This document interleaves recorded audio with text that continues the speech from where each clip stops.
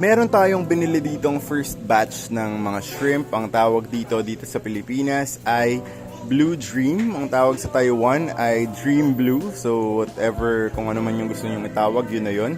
So basically sila ay parang color blue na shrimp.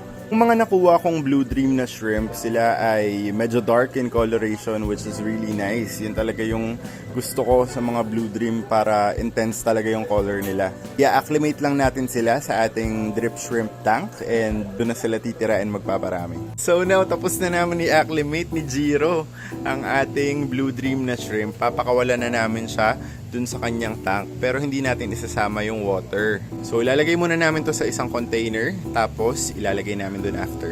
So now ibuboost na ni Jiro ang ating mga Blue Dream na shrimp dito sa tank number 5 sa drip shrimp tank. Ayan, yung tubig na yon ay galing na dito sa mismong tank nila. So boost mo na yan, naka-acclimate tayo ng 1 hour sa mga Blue Dream na yan.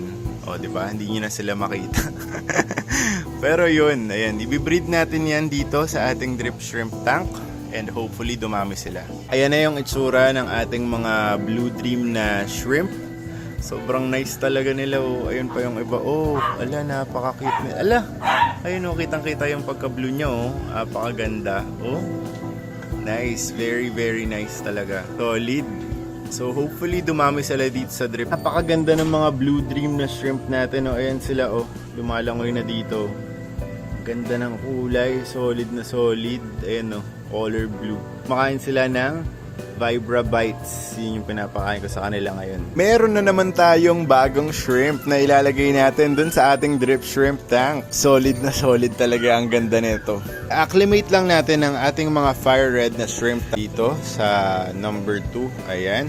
So hayaan muna natin yan for an hour na nakababad sila. Tapos ilalagay na natin sa loob. Kasama na natin si Jiro ngayon and tapos na yung acclimation time. Isa-sort out niya na yung ating mga shrimps. Tatanggalin niya yung tubig na galing dun sa plastic. Tapos tatanggalin din niya yung plants and ilalagay niya yung mga shrimp dun. Ngayon ay buboost na ni Jiro dito sa ating tank yung mga fire red natin. Sobrang ganda talaga. Ayan na, papasok na ang ating mga fire red dito sa kanilang tank. This is their new home. Sobrang tingkad ng kulay nila, grabe, sobrang nice. Ayan na sila, kitang-kita nyo sila, oh. Ayun oh, nasa lapag lahat oh. Andito na po ngayon sa ating tank yung mga fire red na shrimps natin. Ayan, napaka-cute talaga nila. Gumagapang-gapang na sila dito sa ating tank, makikita nyo, ayun oh. Ala, sobrang nice talaga. Ayan sila oh.